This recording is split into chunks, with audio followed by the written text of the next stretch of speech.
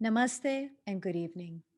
Thank you for joining us today for this very special and somber event to commemorate 50 years since the 1971 Bengali Hindu genocide.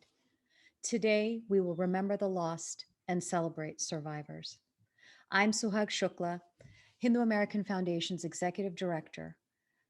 HAF is an educational and advocacy nonprofit organization established in 2003. HAF educates the public about Hindus and Hinduism and advocates for policies and practices that ensure the well being of all people and the planet. Please do engage with us on social media. You can find us through the handle at Hindu American. We're honored to be joined by esteemed members of the Hindu community, interfaith leaders, members of government, and survivors of the 1971 Bengali Hindu genocide. Tonight, we're going to learn about the 1971 Bengali Hindu genocide, commemorate the dreams and hopes of those lost through a beautiful Bengali rendition of Sukhodin Nishadin, find a way forward through the inspirational Sanskrit song Maitrim Bhajata, honor those who have taken action, and learn what we can all do together to affirm this genocide. Let's first begin with a special invocation by Hindu American vocalist Vindhya. Vindhya is an attorney advisor at the U.S. Department of Treasury's International Affairs Division. She focuses on matters appearing before the Committee on Foreign Investment in the United States, South and Southeast Asia, trade, banking, and other legal matters facing the Treasury. With this invocation to Ma Durga, we bring forth the strength, peace, hope, and compassion within us all. Ma Durga is of special importance to many of our Bangladeshi Hindu brothers and sisters, and so with this invocation, we wish to honor them.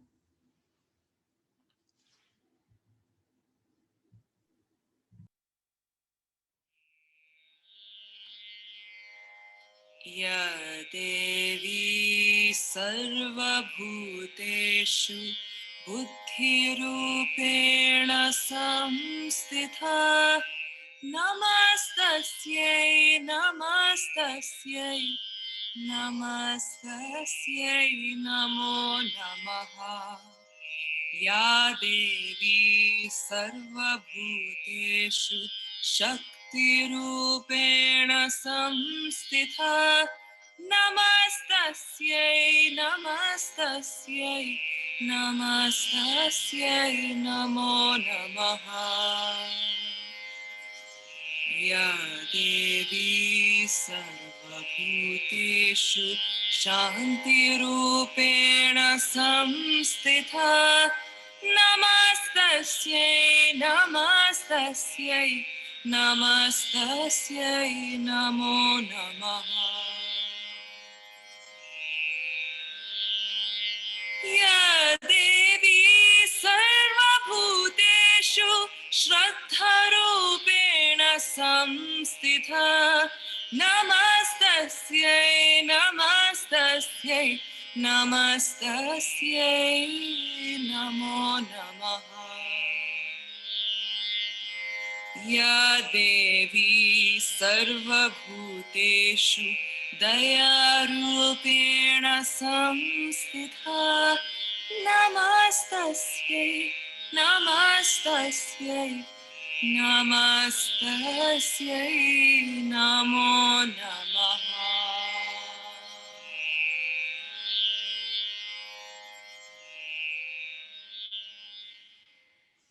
Thank you, Vindhya. In the 10-month genocide in 1971, over 200,000 to 400,000 women were brutally raped in rape camps. 2 to 3 million people were massacred, and 10 million were displaced. Please join me now in a moment of prayer and remembrance for those that were lost and for those who have survived.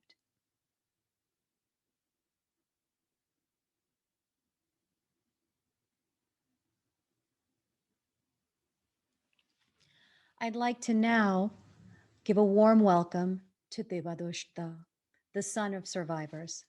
Devadosh will recall some of the challenges his family faced as they fled to India as refugees in 1971, as well as the broader context of the genocide. Many of Debatosh's family members were impacted by the genocide. His grandfather was taken by Rajakars or Bangladeshi co-conspirators and later executed by the Pakistan military. His family took refuge in India, and he now works and lives in the United States as a biopharmaceutical company.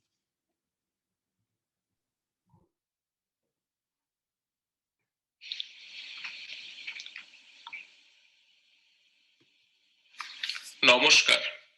My name is Devotosh. The country Bangladesh was born in 1971. It has been 50 years since the independence of Bangladesh. In 1971, millions of Hindus were brutally tortured and killed by the Pakistan army and its co-conspirators, the Rajakars. Millions of Hindu women were raped. This Hindu genocide is one of the largest genocides in human history. I have few relatives and acquaintances who were living in East Pakistan in 1971 and each have had their own traumatic experiences. Whenever they recall their experiences of 1971, I see a fear in their eyes. They still carry that trauma to this very day. One relative was living at a place near Jamalpur in Moimonshing. His parents, his wife, sisters, and brother were living with him. After the historic speech of Sheikh Mujibur Rahman on 7th March, the Pakistan army indiscriminately fired on the common people. The Pakistan army also attacked the Hindu students and teachers at the Jagannath Hall and killed and wounded many of them. The attack of Pakistan army gradually spread to various cities and villages. All the communications got disrupted, trains stopped running, radio and TV stations were shut down. Indian news channels and BBC news channel were blocked. Torture and killing of Hindus continued. An atmosphere of fear and panic got created. Hindus all over East Pakistan started to look for a safe shelter. My relative got the information that the Pakistan army reached Jamalpur and set fire to the Dayamoyi Kali Mandir in Jamalpur. My relative discussed the situation to his co-worker and friend. His co-worker's father-in-law was living at a place named Shanondabari, which was close to the Indian border. So my relative was thinking that if he and his family could move to Shanondabari, then they might get safe shelter on the Indian side of the border. So he rented 2 bullock carts. They put all their foodstuff and belongings in the bullock cart.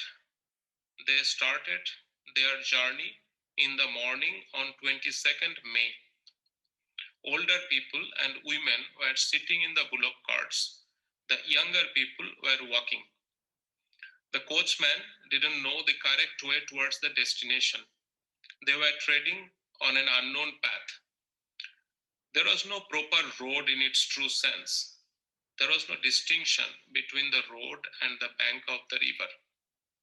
They got information that the Rajakars were robbing all the belongings of the Hindus who were going towards the Indian border from the Jamalpur side. On their way, they met other Hindu refugees in 3 other bullock carts. Though they started their journey towards Shanondabari, they were traveling on an unknown path and reached at a different place named Mohendraganj, which was located at the Indian border. They met 2 BSF officers at the border checkpost. They explained their situation to the BSF officers. After some paperwork, the BSF officers allowed them to enter into India. They were provided shelter in the refugee camp. Their lives started in the refugee camp. History as we know it unraveled. The Pakistan army surrendered on 16th December 1971. Finally, the Bangladesh gained its independence.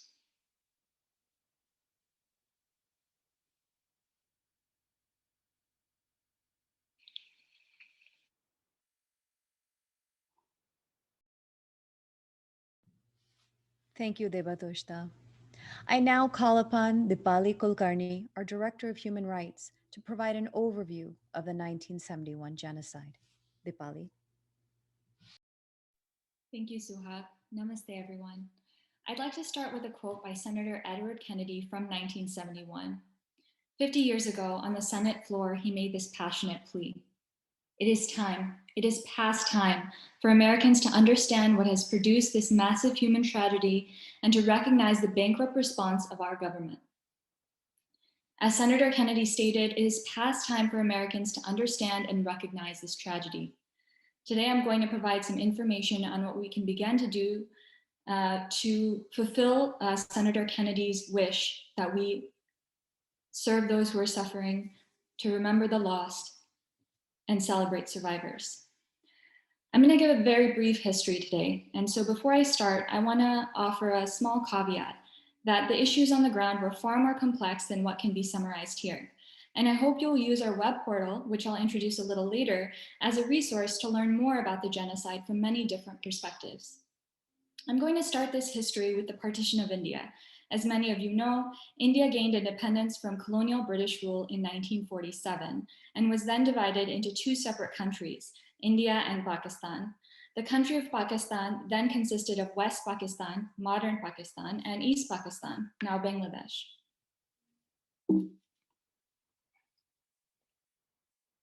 Between the 1947 partition and the 1971 partition of Pakistan and Bangladesh, there was a lot of systematic and physical violence against Hindus.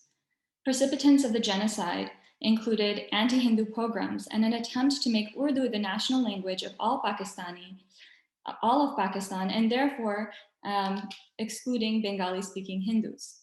Additionally, more than 300,000 people, and some estimates put it as high as 500,000 people, in East Pakistan died in the Bola cyclone on November 11, 1970. West Pakistan declined to send aid. After a democratic election on December 7, 1970, Sheikh Mujibur Rahman of the Awami League won 167 of 169 seats, an overwhelming majority. The Awami League campaigned to form a separate country of Bangladesh, which would have led to the peaceful separation of East Pakistan and West Pakistan. But we know that's not the case. And so I want you all to remember these figures, that 200 to 400,000 women were raped, many of them in rape camps, 2 to 3 million were killed, 10 million displaced, and there's a legacy of continued violence against minorities in Bangladesh. Between the 1947 partition and the 1971 partition, there was a lot of violence. But what happened during the genocide was far and above the violence that had preceded it. On March 26, 1971, Bangladesh planned to declare independence. So on March 25, 1971, in anticipation of this event and a show of force, the Pakistan military began Operation Searchlight, a military action to suppress the Bangladeshi independence movement. This began the 10-month Bangladesh Liberation War. In the first night, the Pakistan army targeted Hindu neighborhoods and villages, starting first at Jagannath Hall, a Hindu dormitory in Dhaka University. Between 5,000 and 100,000 people were killed in the first night. The then US Consul General in Dhaka, Archer K. Blood, had this to say about the beginning of the genocide. Quote, "They were not political refugees. They were just poor, very low-class people, mostly Hindus, who were very much afraid that they would be killed solely because they were Hindu." End quote. In addition to these staggering numbers of the killed and displaced, at least 200 to 400,000 women were raped during the 10-month genocide.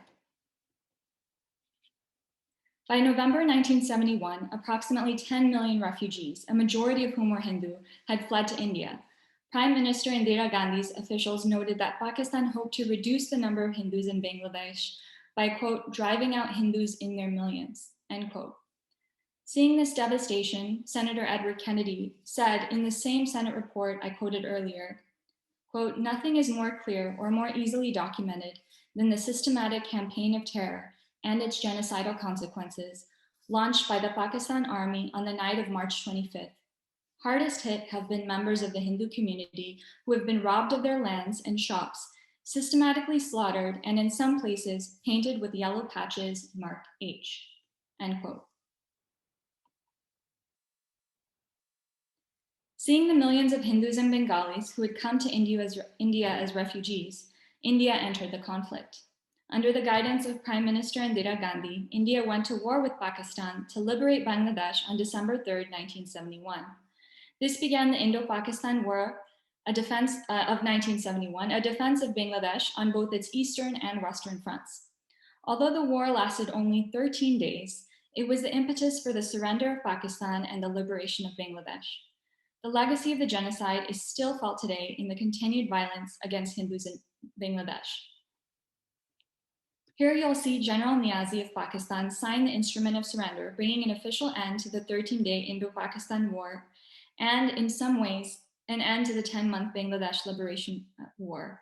Bangladesh became a country on December 16, 1971. But as we all know from recent events, where a Hindu village was attacked because of a social media post, the legacy of violence against Hindus in Bangladesh continues. There's a lot we can do to prevent this violence occurring now and to affirm the genocide that happened, to remember the lost and celebrate survivors. The 200 to 400,000 women were raped, the 2 to 3 million people that were killed, and the 10 million displaced need to be remembered, and they deserve to be remembered. The legacy of continued violence against minorities in Bangladesh must come to an end. First, I'd like to encourage you all to learn more. This March 2021 is the 50th year since the 1971 Bengali Hindu genocide. To start, I want everybody to take this opportunity to go to genocide1971.com. Please educate yourself and your communities through this web portal. Next, I'd like to encourage survivors to share their story. If you are a survivor of the genocide, please share your story. We want to make sure your story is remembered. Please share your perspective and any images and documents you have from that time period. Your information is valuable in advocating for affirming this genocide and making sure the legacy of violence does not continue. Last for now, but not least, is a community art project. If you're an artist and you can sing, paint, write poetry, or create art in any form, please create and submit your art to remember the lost and celebrate survivors. The Community Art Project is for all, young and old alike, and we hope you will submit art which can be used to raise awareness about this genocide. There's a lot more that we can do to raise awareness and affirm the genocide. And so please stay tuned for our Director of Public Policy, Tanyal Kushek-Jain, who will be giving us more information a little bit later.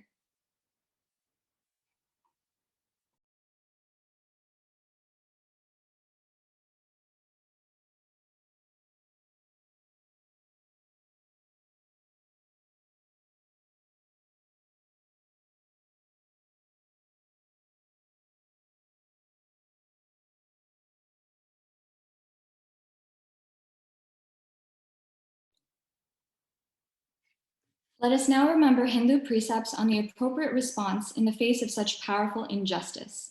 To help us do this, we're honored to have Aks and Lakshmi, a composer and vocalist duo who specialize in electronic bhakti music. They are pioneers in blending raga influences with electronic and pop genres to create powerful spiritual experiences. Please welcome composer and vocalist duo, Aks and Lakshmi. Namaste, everyone. We're Aks and Lakshmi, and we're honored to be here virtually with all of you at HAF's commemoration event, remembering those who were lost in the 1971 Bengali Hindu genocide. We'd like to share a Sanskrit benediction on universal brotherhood for this occasion. This song was specially written by the Paramacharya of Kanchi for the United Nations in 1966, and it was performed by the great classical vocalist M.S. Subbulakshmi.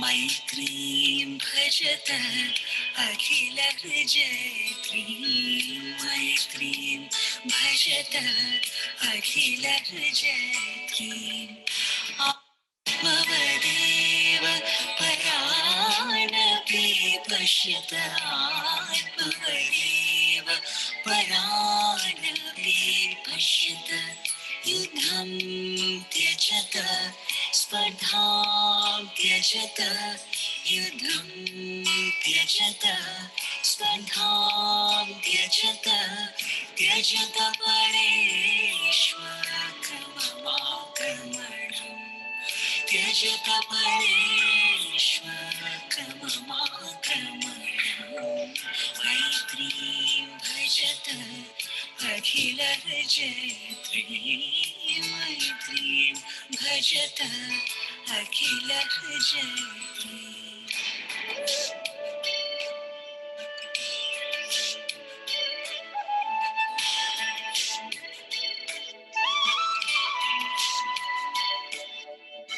Janani prithvi kamadughaste Janani prithvi kamadughaste Janako deva sakala dayalu Janako deva sakala dayalu Damyata datta dayadham janata Damyata datta dayadham janata Shreyo bhuyat sakala jananam Shreyo bhuyat sakala jananam Shreyo bhuyat sakala jananam Shreyo bhuyat sakala jananam Shreyo bhuyat sakala jananam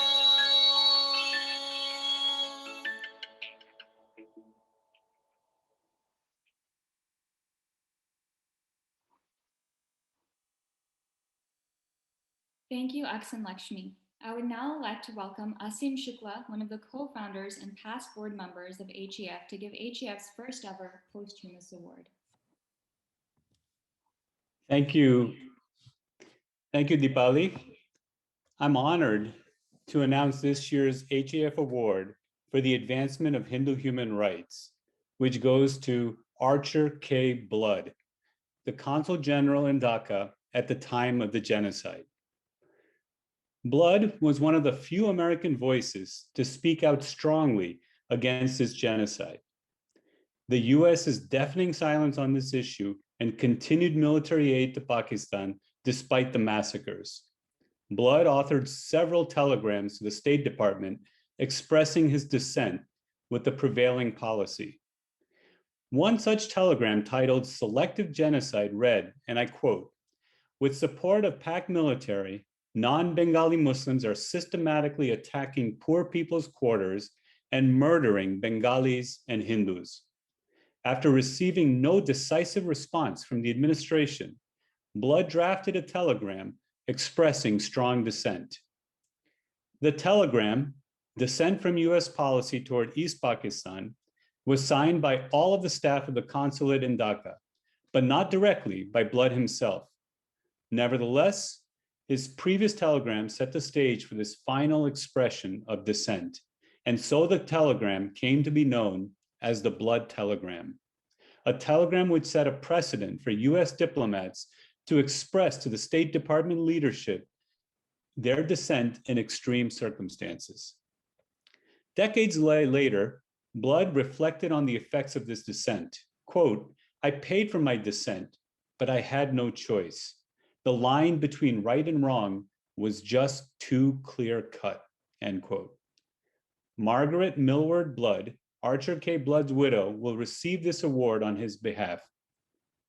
Thank you, Mr. Blood and Mrs. Margaret Blood, for your support of Bengali Hindus during the horrifying events of 1971. Thank you. Thank you, Asim. I'd like to now welcome our Director of Public Policy, Tanyel Kushakshan, to tell us all what we can do to commemorate the 1971 Bengali Hindu genocide and lift the voices of those lost and those who survived.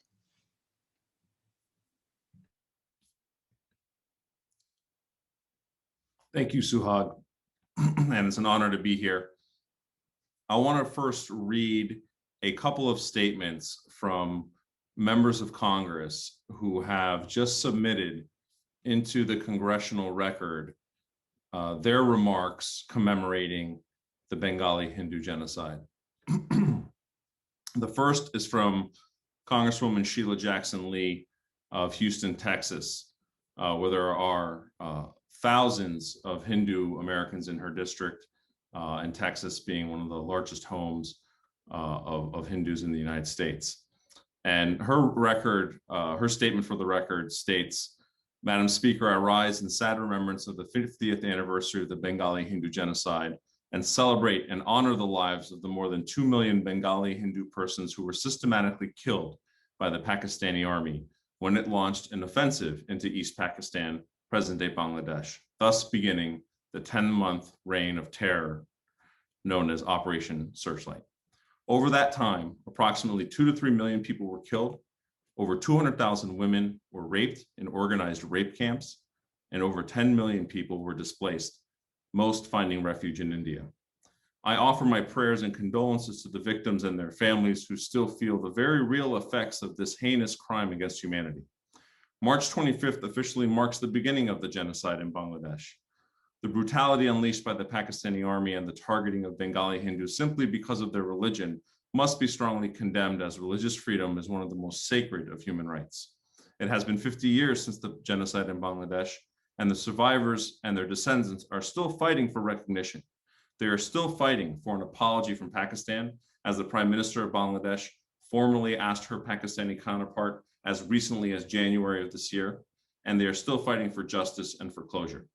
On March 28th, 1971, Archer K. Blood, U.S. Consul General stationed in Dhaka, present-day Bangladesh, during the genocide, sent a cable back to Foggy Bottom with the subject reading "Selective Genocide." In his cable, the Consul General informs his superiors at the State Department that, quote, "Here in Dhaka, we are mute and horrified witnesses to a reign of terror by the Pak military, and that the full horror of the atrocities, quote, will come to light sooner or later. That is why I rise to remember and acknowledge that history so that victims and survivors of the Bengali Hindu genocide know that the people of the United States stand in solidarity with them. Thank you, Madam Speaker. I yield the balance." And that was the remarks, the record, a written statement entered into the Congressional record by Congresswoman Sheila Jackson Lee. And there is another statement from Congresswoman Judy Chu, Democrat from California, who entered into the record just today, quote, "I join with my Bengali constituents to honor and commemorate the tragedy that befell Bangladesh 50 years ago and the millions whose lives were lost or disrupted. The 1971 Bengali genocide is one of the worst human tragedies of the 20th century, with over 2 million lives lost and over 10 million displaced, the vast majority of whom were Hindu. In addition, over 200,000 women were violently raped. The campaign of sexual violence against women in particular was so severe that the United Nations was bringing in doctors to help treat these women. These terrible events began on March 25th, 1971 with Operation Searchlight, a military operation that intentionally targeted civilians because of the language they spoke and the religion they practiced. It was a deliberate, brutal response meant to silence Bengali voices and erase Bengali culture while snuffing out the flame of self-determination. Fortunately, this genocidal attempt failed, but not before too many paid the ultimate price. And the survivors still carry their scars even 50 years later. This violence was made worse by the failure of the United States to speak out against it. That is why I'm urging the US government and all Americans of conscience to not only join me in remembering this genocide and those we lost, but also to speak out against this kind of violence against civilians wherever it occurs. I also encourage more Americans to learn about what happened in the 1971 Bengali massacre so that we can start telling the truth about this genocide. So those were two statements that I wanted to share with you because those will be entered into the congressional record. That record is permanent, a permanent record of the United States. And we're working to collect more statements like that.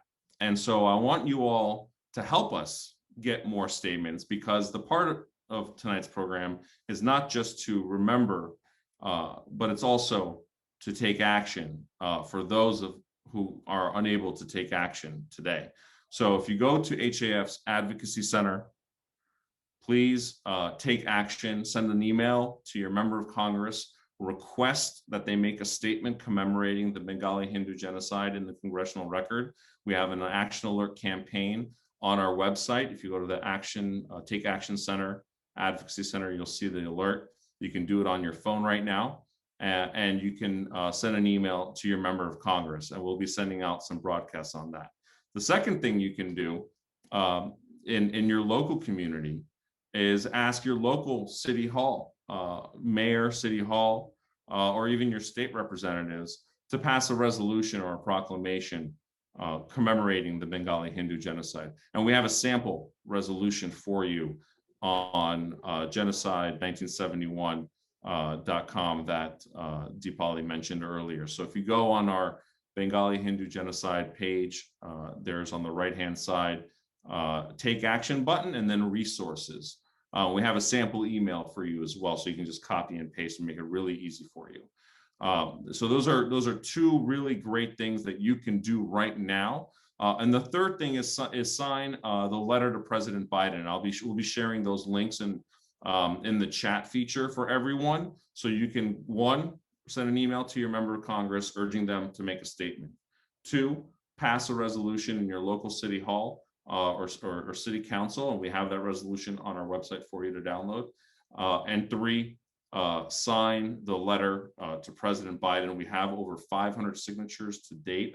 Last time I checked this morning. I'm sure we're over 600 now, but it would be great to reach 1,000 on that. We'll be sharing all these links in the chat box here in a few minutes. So thank you, Deepali. I'll turn it back to you.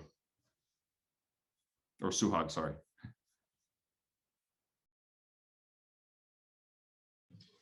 Hello and namaste. I think we have from Congressman Troy Nell's office, Bungar Reddy here. So if you can, has he been brought up to panelist?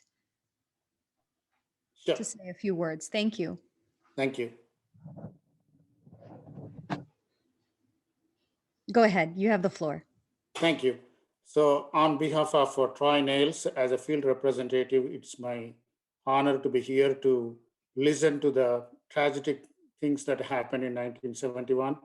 And as I grew up in India, I shared the grief of Hindus, minorities in Bangladesh, and things that have happened in 1971. And Congressman Troy Nails shares the grief, and we are with you in support. And genocide has no meaning in civilized society, and it happened, and it's really the healing process, I believe, will go through for years and generations. and Hindus are being suffered wherever they are minorities, even at this time. And I really thank HAF for taking lead on this and especially reaching out to everybody and especially sharing the grief and pain that we went through. And definitely, I request everyone to reach out to the congressmen and enter into the congressional records to show solidarity and support to the grief that we are all facing, and especially, to Bengali Hindu community, to say we are all with you. And Congressman Troy Nels shares the grief, and as two great nations of greatest democracies, I think it's the time for address the issue with clarity, as Shuklaji mentioned. Thank you so much. Thank you. And we appreciate your coming on behalf of Congressman Nels. Thank you. So before we go on to our final performance, I'd like to open the floor for some Q&As. If you have any questions, I know that many of you have been putting them into the Q&A feature. So please do put them in there. We have about 10 minutes or so to take any questions. As those start queuing up, I do want to take a moment to acknowledge our organizational partners for HAF's 1971 Bengali Hindu genocide work. We'd like to thank Bangladesh Hindu Buddhist Christian Unity Council USA, the Indian Subcontinent Partition and Documentation Project, Human Rights Congress for Bangladesh Minorities, and Stories of Bengali Hindus, as well as Dr. Benkin. I'd also like to thank Priya Saha, Ruxana Hasib, and Ashok Karmakar, and other survivors who have come forward to courageously share their stories. You can hear many of these stories on HAF's podcast, That's So Hindu. Be on the lookout for additional content and programming. So, Dipali, I will ask a couple of these questions. One from Ashish Agarwal. Is there any current research project on the situation of Hindus in Bangladesh? That's a great question. Keene University has a group that's studying the Bangladesh genocide. In regards to the issues currently ongoing in Bangladesh, many South Asian studies departments address these issues. In regards to the Hindus that are being that are suffering in Bangladesh at the moment, there's not a lot of scholarship. But if you go to the genocide1971.com website, there you'll find a lot of great scholarship. And in particular, I'd like to recommend The Blood Telegram by Gary Bass, which gives a very detailed and thorough account of the genocide in 1971 and how Hindus specifically were targeted. Here's another question. Hindus are still being persecuted in Bangladesh as well as Pakistan. What can the US government do? Is the US government relatively silent on this issue? Are they unaware of it? What could we as constituents do to raise the voice of ongoing issues of violence and persecution in these two countries? So what is the United States currently doing? Yes. Yeah, so I'd love for the Tanyel, our Director of Public Policy, to jump in on this question because he's done a lot of great work raising awareness about the Bengali Hindu genocide. But really quickly, I'd just like to note that this genocide, just like the Holocaust needs to be remembered, the Armenian genocide, the Rwandan genocide, this genocide also needs to be remembered so that we can work towards nonviolence. And although the United States was complicit in the genocide by supplying arms to the Pakistan military, there's not a lot that has been done. And so I'm really thankful for Tanyel for all the work that he's doing. Would you like to speak to what's going on right now and how the response has been so far? Sure, thank you, Dipali. The events that are currently taking place, the persecution of Hindus in Bangladesh, It's just another incident in a long line of incidents that stem from 1971. We see that same evil still manifest itself today. And that's why we talk about what happened in 1971. That's what makes it so much more important, is because these events are still happening today. If you look at the population of Hindus in Bangladesh, there is a steady decline after census, year after year. Why is that?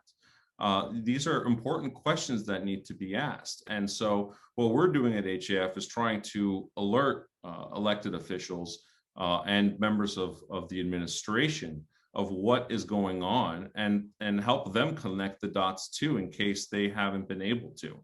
But these are smart people in the U.S. government, and they are receptive to meeting with HAF, to hearing from us, and so we share the information that we can confirm through our sources on the ground and with our partners that Dipali mentioned here in the United States and abroad, to confirm those violations and to report that, and to make sure that those violations are included in the State Department's report, the U.S. Commission on International Religious Freedoms report. Those reports are coming out in the next month or 2 months. We will be sharing our information that we collect with the State Department, with USAID, with USCIRF, and both the Foreign Relations and Foreign Affairs Committees of the House and Senate. So we do that work day in and day out. We don't talk about it every day. We don't post a tweet about it every day, but we are working on doing just that. And we remind those folks of what happened in 1971, specifically because some of those events are still happening today. I'll also add that a couple of years ago, we did send an HAF staff member with one of our organizational supporters, Utsav Chakravarti, to Bangladesh to speak to people on the ground, to do a needs assessment and to know exactly what the ground realities were showing in terms of the safety and well-being of Hindus in Bangladesh. And later that year, or a year later, maybe a little time later, we were able to testify in a hearing before the US Congress. So these are all things that are possible as a result of community support and our mandate to give voice to Hindus who are suffering around the world. Taniel, I'd like to ask you this because as an Armenian, you worked very closely with the Armenian community to get the Armenian genocide recognized. What type of timeline are we looking? I mean, we're commemorating 50 years tonight. Maybe you could lend some of your experience from your own community so that the Hindu community can get a better understanding of what it takes and how long it might take. Sure. So two things I want to say about that. One, as a descendant of survivors of genocide, the Armenian experience is very interesting, especially because it wasn't until 1965, or the 50th anniversary of the Armenian genocide, that the global diaspora sort of woke up. And if anyone here has dealt with trauma, has spoken to survivors, as a survivor themselves, or has a relative or a friend, you know that there's kind of two types of people. There's that survive this type of trauma. Those that talk about it and can't wait to get it off their chest, and they have to tell the story, and they tell everyone. And then there's the type of people who don't talk about it, who bottle it up, who keep it all inside, who don't tell the story, who don't tell their relatives and their children about what happened. And I can tell you, in my own family, I've had family members who were both. And so the Armenian community globally didn't start fighting for recognition and affirmation of the Armenian genocide, didn't start until 50 years after. So, and that was something that happened over 100 years ago now. So for Hindu Americans, I want to let you know that it's not too late to start fighting for recognition of this genocide. It's an uphill battle. It takes time. But you chip away at it, and you work at it, and you don't give up, and you keep fighting, because there are people who can't fight anymore. Their voices were extinguished.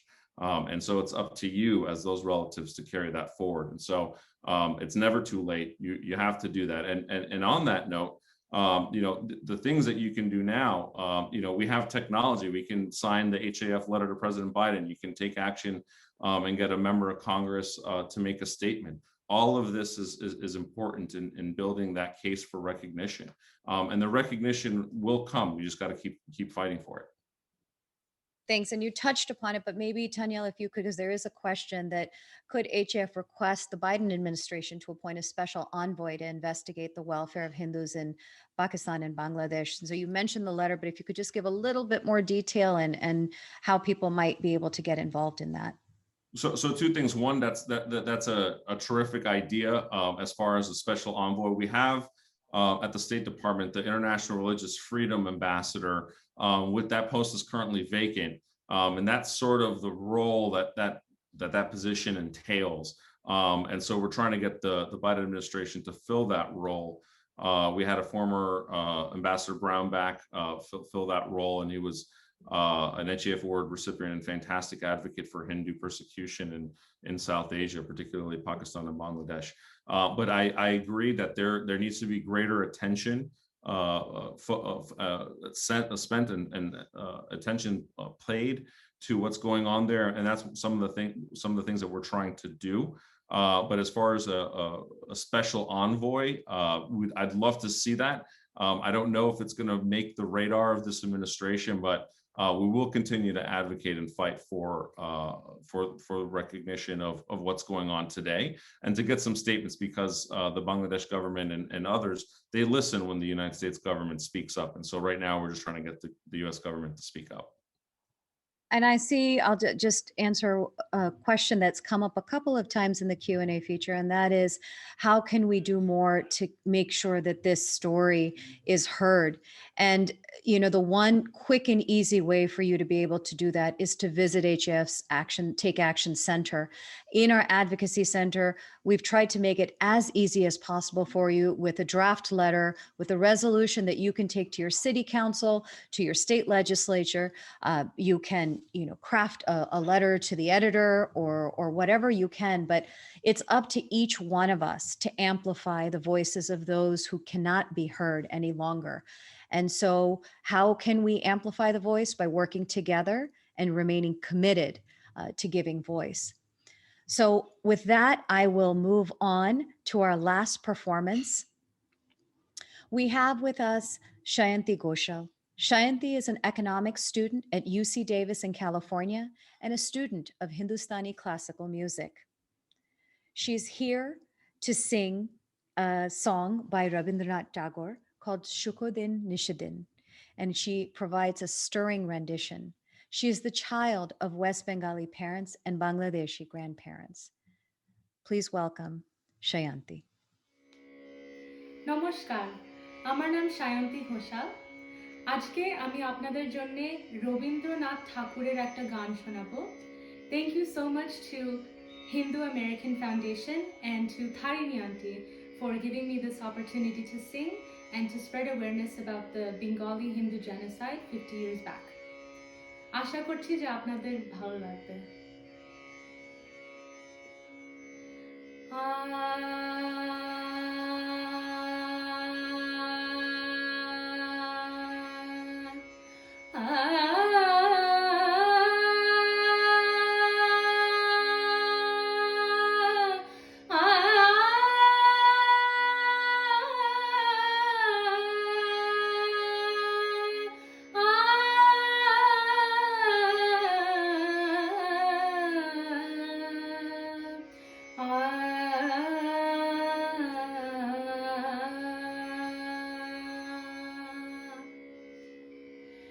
সুখদিন নিশিদিন পরাধীন হয়ে, সুখদিন নিশিদিন পরাধীন হয়ে ভ্রমিছ দিন প্রাণে সতত হায়, ভাবনা শত শত নিয়ত ভীত পীড়িত শিরনত কত অপমানে।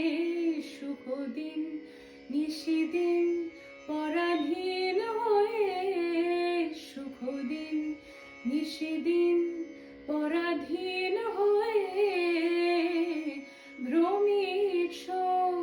দীন প্রাণে জানো না রে অধৈ ঊর্ধ্বে বাহির অন্তরে ঘেরি তোরে জানো না রে অধৈ ঊর্ধ্বে বাহির অন্তরে ঘেরি তোরে নিত্য রাজে সে অভয় আশ্রয়